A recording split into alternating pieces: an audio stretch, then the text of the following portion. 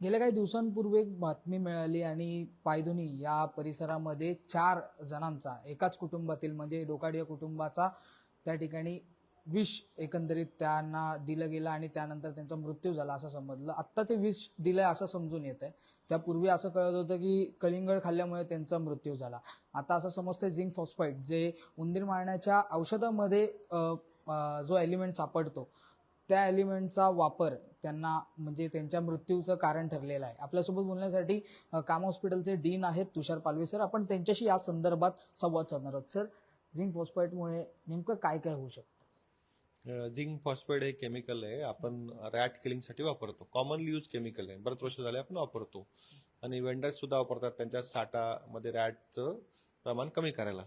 Zinc phosphate जे chemical आहे, जेव्हा एखादा माणूस खातो तर ते स्टमकमध्ये ऍसिड असतं, तिकडे ते ऍक्ट करतं आणि फॉस्फॅलिन गॅस तयार होतो. तो गॅस ब्लडमधून स्प्रेड होतो आणि ज्या पेशी आहेत शरीरामध्ये त्या सगळ्या पेशीवर ऍक्ट होतो आणि हळूहळू मल्टी ऑर्गन फेल्युअर होतं. म्हणजे उदाहरणार्थ किडनी, लिव्हर, लंग्स, ब्रेन आणि हळूहळू स्लोली माणसाची डेथ होते.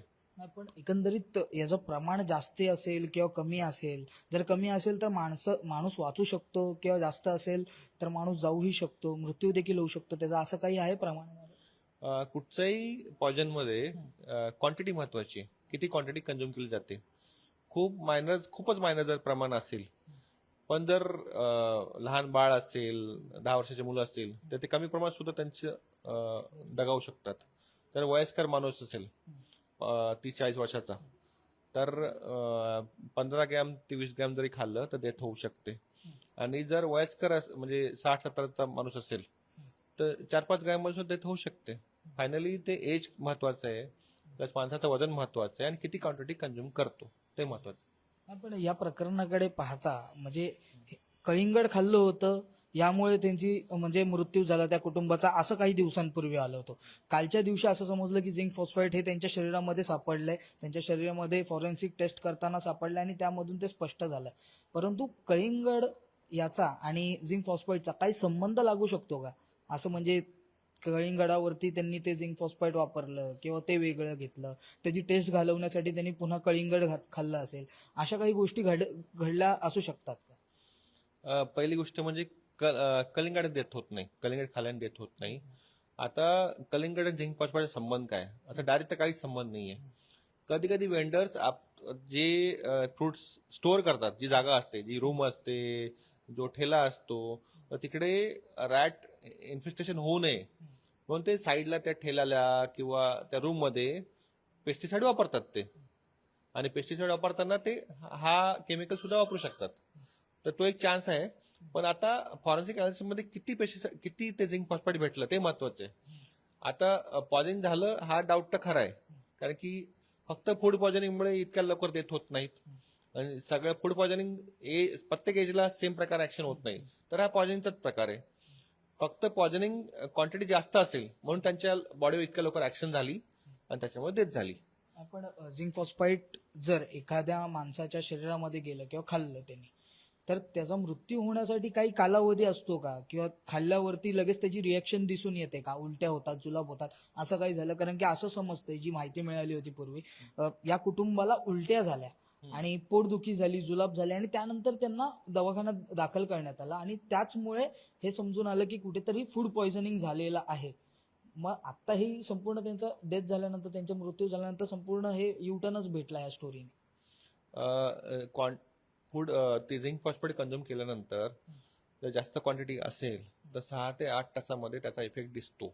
त्या कुटुंबामध्ये जशी आम्ही हिस्ट्री माहीत पडली, तर सकाळी 4-4:30च्या दरम्यान ते वडील होते, त्यांना पोटदुखी झाली. तेव्हा त्यांनी डॉक्टरांना बोलवलं आणि काहीतरी औषध घेतलं आणि परत झोपले. पण जेव्हा सकाळी उठले तर ती छोटी मुलगी जी होती ती पूर्ण बेशुद्ध अवस्थेत होती. त्याला तिला घेऊन गेले आणि जोपर्यंत हॉस्पिटल घेऊन गेले तिची डेथ झाली होती. तर त्याच्यामुळे जर क्वांटिटी जास्त असल्यामुळे हा जो पिरियड होता ऍक्शनचा तो 6 ते 8 तासाचा होता आणि लवकर ऍक्ट झालंय. आणि क्वांटिटी खूप जास्त प्रमाणात असेल त्याच्यामुळे डेथ झाली. हे जे आता उंदीर मारण्याचं औषध आहे झिंक फॉस्फाईट, हे आता सॉलिड बेसमध्ये भेटतं, लिक्विड बेसमध्ये भेटतं, मार्केटमध्ये कशा पद्धतीने अवेलेबल आहे? कारण की आता जेव्हा तपास पोलिसांच्या माध्यमातून करण्यात आला आणि जे औषधं म्हणजे झिंक फॉस्फाईट जे त्यांच्या घरातून जमा करण्यात आलंय, जे ताब्यात घेण्यात आले पोलिसांच्या, त्यामध्ये जे तुम्ही म्हणताय रॅट केक्स असतात, रॅट केक्स जसे तर जसे त्या पुडीमध्ये आहेत, परंतु रॅट किलिंग स्प्रे होता त्याचा वापर करण्यात आलाय असं समजतं. ते युजली सेमी लिक्विड फॉर्म मध्ये भेटतं आणि कधी कधी सॉफ्ट फॉर्म मध्ये भेटतं, युजली जनरली केक फॉर्म मध्ये. त्याचं लिक्विफिकेशन होऊ शकतं आणि लिक्विड तयार करू शकतो आपण. तो डिफिकल्ट नाहीये. त्याच्यामुळे ते लिक्विड सुद्धा बनवता येतं. जर थोडं हॉट टेम्परेचर असेल तर लिक्विड फॉर्म तयार होतं. तर पण जनरली जे मार्केटमध्ये अवेलेबल आहे ते सॉफ्ट केक मध्ये फॉर्म मध्ये. सर, या संपूर्ण प्रकरणामुळे डोकाडिया कुटुंबाच्या या मृत्यूमुळे मार्केटमध्ये ज्या पद्धतीने कळिंगड गायब झालेत आणि लोकांनी देखील कळिंगड खाणं टाळलंय. खरं पाहायला गेलं तर उष्णतेचे दिवस आहेत. मुंबईमध्ये 40-41 डिग्री सेल्सिअस टेम्परेचर आहे. त्यामुळे कळिंगड खाणं हे खरंच शरीराला हानिकारक आहे का? या संदर्भात मुंबईकरांना काय आव्हान करा? कलिंगड खाणं शरीराला बिलकुल हानिकारक नाहीये. ते समरमध्ये वापरणार आपण मॅक्झिमम वापर त्याचा होतो आणि ते समर या सीझन मध्ये अतिशय महत्वाचा फ्रूट आहे, कारण की त्याच्यामुळे आपल्याला वॉटर इंटेक भेटतो, एनर्जी भेटते, इलेक्ट्रोलाइट भेटतात. तर खाणं अतिशय चांगलं आहे आणि ते खावं. मुंबईकरांना काय आव्हान कराल? कारण की मुंबईकर घाबरलेत ज्या पद्धतीने माध्यमांमध्ये आणि ज्या म्हणजे सोशल मीडियावरती ज्या पद्धतीने याचा अपप्रचार केला जात आहे. म्हणजे कलिंगडामुळे ह्या कुटुंबाचं डेथ झाली, त्यामध्ये फूड पॉयझनिंग झालं, ते कलिंगड चांगलं नव्हतं असं म्हटलं जातंय. मी पहिले पण सांगितलं होतं की कलिंगडामुळे डेथ होऊ शकत नाही. या डेथ झाल्या त्या कलिंगडामुळे नाहीयेत. पहिली गोष्ट. दुसरी गोष्ट, कलिंगड घ्यावे आपण चांगल्या वेंडर्सकडनं घ्यावे. माझं जे आव्हान राहील ते वेंडर्ससाठी राहील. त्याने कुठच्याही प्रकारचे केमिकल्स फूड रॅपरिंगसाठी किंवा स्टोअरसाठी किंवा फ्रूटची शेल्फ लाईफ वाढवण्यासाठी वापरू नये. जे काही नैसर्गिकरित्या तयार होतं तेच सप्लाय करावं आणि कुठच्याही केमिकलचा त्याच्या कलरिंगसाठी वापर करू नये. धन्यवाद सर, आमच्याशी संवाद साधल्याबद्दल. आपल्यासोबत तुषार पालवे सर होते, कामा हॉस्पिटलचे डीन. एकंदरीत डोकाडिया कुटुंबाचा जो काही मृत्यू झाला 11 दिवसांपूर्वी, तो कलिंगड खाल्ल्याने झाला असं समजून येत होतं, परंतु कालच एक माहिती समोर आली आणि खळबळजनक दावा जो आहे तो त्या ठिकाणी झाला. तेच म्हणजे फॉरेन्सिक टेस्टमध्ये त्या संपूर्ण कुटुंबाच्या म्हणजे जे 14 जण होती कुटुंबाची, त्यांच्या शरीरामध्ये झिंक फॉस्फाईट हे अंश जे आहेत ते म्हणजे या औषधाचे अंश काही सापडलेले आहेत आणि त्याचमुळे त्यांचा मृत्यू झाला अशी जी येते आशा व्यक्त करण्यात आलेली आहे. परंतु आताही पोलिसांचा संपूर्ण तपास जो येतो या संदर्भात सुरू असताना पाहायला मिळतोय. परंतु कळिंगड खाणं हे कोणत्याच पद्धतीने हे मुंबईकरांना किंवा कोणालाही हानिकारक नाहीये असं थेट आव्हान जे आहे डॉक्टरांनी केलंय. आणि जर मृत्यू झाला असेल या कुटुंबाचा तर हा झिंक फॉस्फाईटच्या जास्त प्रमाणामध्ये झालेल्या म्हणजे आहारामुळे झालेला आहे असं समजून येत आहे. मुंबईहून मी आदित्य जाधव, तुम्ही पाहतात लोकमत.